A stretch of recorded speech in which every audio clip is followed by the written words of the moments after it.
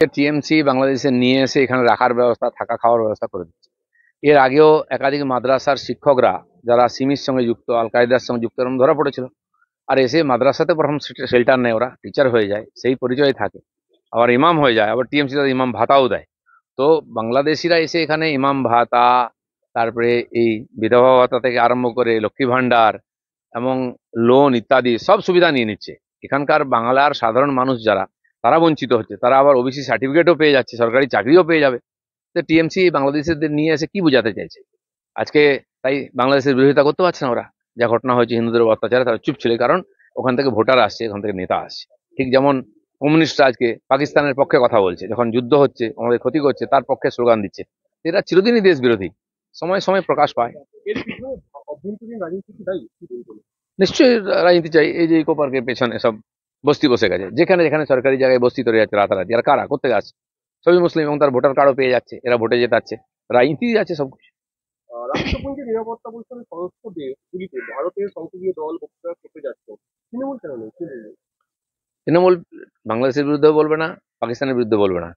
মুসলিম ভোটের জন্য, যেহেতু পাকিস্তানের সঙ্গে লড়াই হচ্ছে, তো অ্যান্টি মুসলিম হয়ে যাবে, তাই তারা যাবে না। এদের কাছে দেশ নয়, এদেরকে আমাদের সমাজ নয়, এদেরকে রাজনীতি বড়। এদেরকে চিনে রাখুন এই সময়। সর্বদল প্রতিনিধি দল নিয়ে কংগ্রেসের বক্তব্য শশী থারুরের নাম লিখতে ছিল না, তারপরেও দেখা যাচ্ছে থারুর নেতৃত্ব। দেখুন, শশী থারুর একটা ইন্টারন্যাশনাল ফিগার, সে কংগ্রেস করুক অন্য পার্টি করুক, তার একটা আলাদা গুরুত্ব আছে।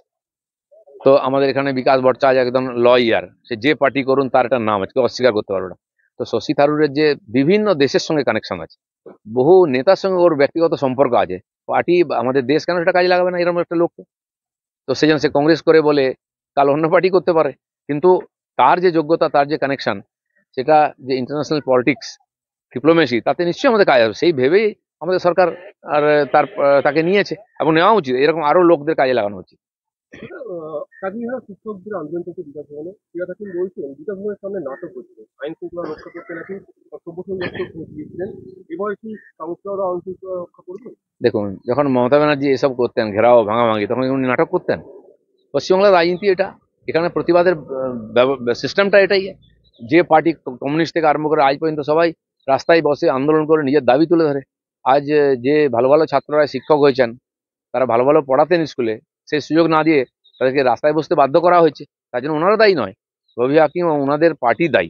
তাদের চাকরি যদি চুরি না হয়ে যেত, তাদের যদি এরকম অন্ধকার ভবিষ্যৎ নিয়ে এগোতে হতো, তাহলে তাদেরকে আর বসতে হতো না।